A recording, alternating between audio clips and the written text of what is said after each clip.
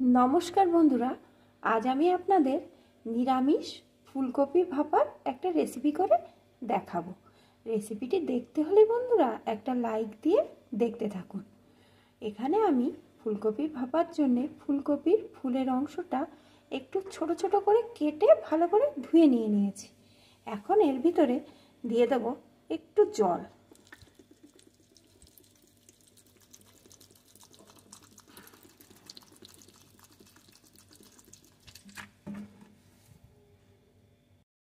और दिए देव एकटू लवण। एखन आमी 2-3 मिनट मतन फुलकपिटा भाप दिए नेब। फुलकपिटा आमी भापे बसिए दिएछि। तार मध्य आमार जे मशलाटा लागबे सेई मशलाटा आमी रेडी करे नेब। तार जोन्नो एखाने आमी एकटा मिक्सिंग जारे दिए दिएछि 1 चामच मतन सर्षे और दिए देब एर साथे 1 चामच आमी किन्तु टेबिल चामच व्यवहार करछि 1 चामच मतन पोस्त दिए दिलाम।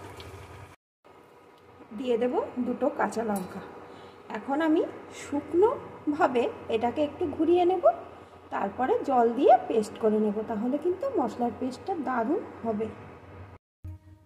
मशलाटा एकटु शुकनो घुरिए निये तारपरे एकटु जल दिए दिएछि। एखन एर भितरे दिए देब एकटु लवण। एखन आमी सुंदर करे पेस्ट करे नेब। एई लवणटा देওয়ার फले सर्षे तितो हওয়ার करे कोनो चान्स थाकबे ना। एदिके फुलकपिटाकेও আমার ভাপ দিয়ে নেওয়া হয়ে গেছে। এখন এই জল থেকে ফুলকপিগুলোকে সেকে তুলে নেব।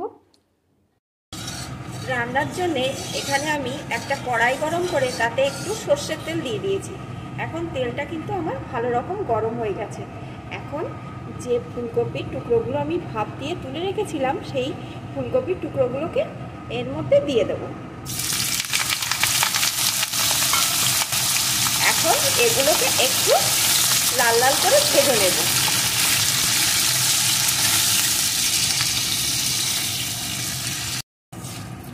फुलकपिटा आमी किन्तु सुंदर करे भेजे निয়েছি। এখন এর ভিতরে দিয়ে দেব একটু টমেটো কুচি। এখন এটাকেও একটু এর সাথে নাড়িয়ে নেব।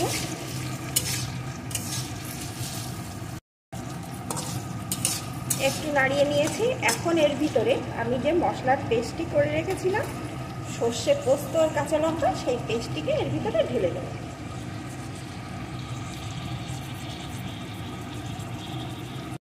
সাথে দিয়ে দেব একটু হলুদ গুঁড়ো, স্বাদ মতো লবণ, সামান্য একটু চিনি, দুটো চেরা কাঁচা লঙ্কা। এখন একটু মিশিয়ে নেব।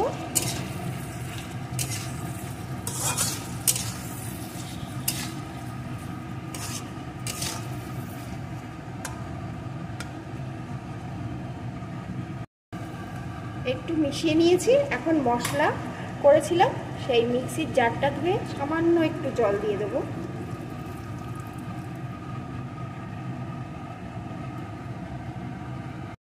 এখন আঁচটাকে মিডিয়াম টু লোতে রেখে একটা ঢাকনা দিয়ে আমি ঢেকে দেব। ঢেকে 10 মিনিট মতন আমি এইভাবে হতে দেব। মিডিয়াম টু লো আছে 10 মিনিট আমি এইভাবে রেখে দিয়েছিলাম। এখন আমি ঢাকনাটা খুলে নেব।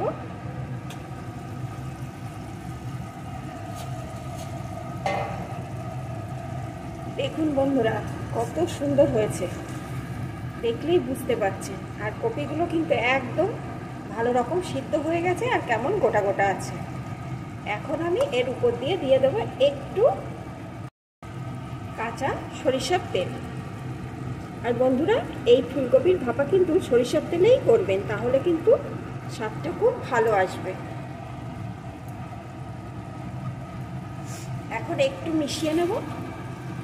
এখন কিন্তু এখানে আমার রেডি হয়ে গেছে নিরামিষ ফুলকপি ভাপা। বন্ধুরা আমরা তো একই রকমভাবে ফুলকপি খেয়ে থাকি। আপনারা যদি একটু স্বাদ চেঞ্জ করতে থাকেন তাহলে নিরামিষের দিনে এইভাবে ফুলকপি ভাপা বানিয়ে নিয়ে খেয়ে দেখতে পারেন। গরম ভাতে কিন্তু এটা দুর্দান্ত লাগে খেতে। আর এটা হলে আর কোনো পদের দরকারই হবে না। বন্ধুরা আমার এই রেসিপিটি আপনাদের কেমন লাগলো প্লিজ কমেন্ট করে জানাবেন। আর যদি আপনাদের একটুও ভালো লাগে তাহলে লাইক করবেন, শেয়ার করবেন। আর নতুন বন্ধুরা আমার সাথেই থেকে যাবেন। এখন এটা আমার রেডি, নামিয়ে নেব।